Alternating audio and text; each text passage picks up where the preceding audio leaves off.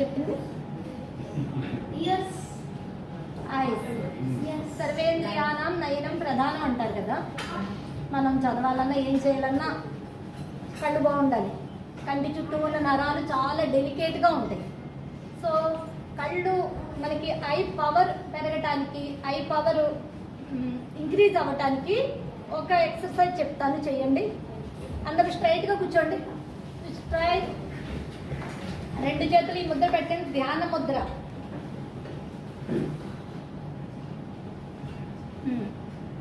ఇలా ప్రశాంతంగా పెట్టుకోండి, కాళ్ళ మీద పెట్టుకోండి.